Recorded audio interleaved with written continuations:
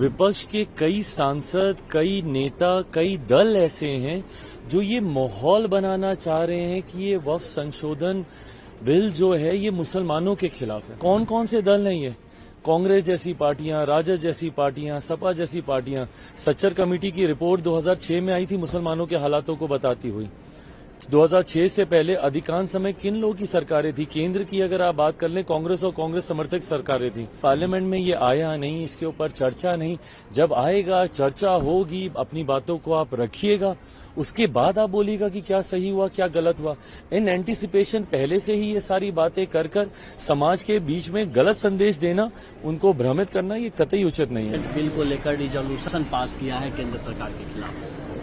मेरी समझ के परे है। आपके सदस्य उस समिति में मौजूद हैं, जेपीसी में मौजूद हैं। जितनी बातें आपको रखनी थी, मौका सबको दिया गया। उसके बाद भी इस तरीके का माहौल बनाना, मतलब सोची समझी रणनीति के तहत विपक्ष के कई सांसद, कई नेता, कई दल ऐसे हैं जो ये माहौल बनाना चाह रहे हैं कि ये वक्फ संशोधन बिल जो है ये मुसलमानों के खिलाफ है।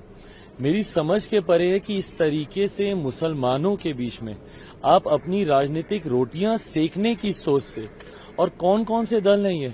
कांग्रेस जैसी पार्टियां, राजद जैसी पार्टियां, सपा जैसी पार्टियां। सच्चर कमेटी की रिपोर्ट 2006 में आई थी मुसलमानों के हालातों को बताती हुई।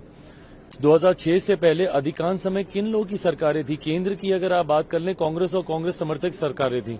मैं अगर अपने राज्य बिहार की बात करूं तो 15 साल तक लगातार राजद की सरकार थी। उसके बाद भी मुसलमानों के हालात इतने बदतर थे। और आज आप सबसे बड़े उनके मसीहा बनते हुए उनके बीच में ये भ्रम फैलाने का प्रयास कर रहे हैं कि वक्फ संशोधन में ऐसी चीजें कर दी गई हैं जिससे पता नहीं मुसलमानों का कितना अहित हो गया। इस सरकार की सोच है कि एक गरीब मुसलमान को भी, मुसलमानों में भी ऐसे वर्ग से आने वाले लोग जो अभी भी मुख्य धारा के साथ नहीं जुड़े हुए, सबको बराबरी का हक मिले। जितने संशोधन है उस सोच के साथ किए जा रहे हैं, और बिना मतलब अभी तक पार्लियामेंट में ये आया नहीं, इसके ऊपर चर्चा नहीं।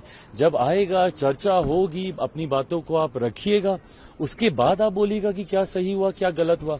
इन एंटीसिपेशन पहले से ही ये सारी बातें कर कर समाज के बीच में गलत संदेश देना, उनको भ्रमित करना, ये कतई उचित नहीं है। ये सवाल इसी संदर्भ में है कि कल पटना में इसी को लेकर all India Muslim personal law board के और तमाम लोगों ने वहां प्रोटेस्ट किया, और इस प्रोटेस्ट में तमाम राजद के नेता शामिल हुए, प्रशांत किशोर शामिल होते हैं, और पटना सेंटर बनता है। क्योंकि क्या पटना में चुनाव होने वाले हैं, बिहार में चुनाव? बिल्कुल, ये सारी चीजें राजनीतिक दृष्टि से की जा रही हैं। बिहार में चुनाव है, इसीलिए आज सबको मुसलमानों की वहां पे याद आ रही है। मैं तो पूछना चाहता हूं, मैंने तो कहा है कि भैया बताएं ना, सच्चर कमेटी की रिपोर्ट में क्यों ये बातें कही गई? बताएं, राजद जवाब देना कि भाई 15 साल तक लगातार आप सत्ता में थे ना, आपका तो समीकरण भी है। भाई आप तो एमवाई को एकदम सीना ठोक के आप बोलते हैं, तो उस एमवाई समीकरण में क्यों एम की हालत ऐसी रह गई? फॉर दैट मैटर वाई की भी हालत आपने कोई सुधारी नहीं है वहां पे, बट आपके एम की हालत इतनी खतर, इतनी बदतर क्यों हो गई? इसका जवाब इन लोगों के पास है नहीं। बट आज क्योंकि चुनाव आ रहे हैं, सब वहां पर जा रहे हैं हितैषी बनने के लिए। और ताज्जुब तो मुझे कई ऐसे मुस्लिम धार्मिक संगठनों से भी है कि भाई आप मुझ पे तो सवाल उठा देते हैं, आप एक ऐसे बेटे पे सवाल उठा रहे हैं जिसके पिता ने अपनी पार्टी को समाप्त कर दिया 2005 में मुस्लिम मुख्यमंत्री बनाने की बात कर।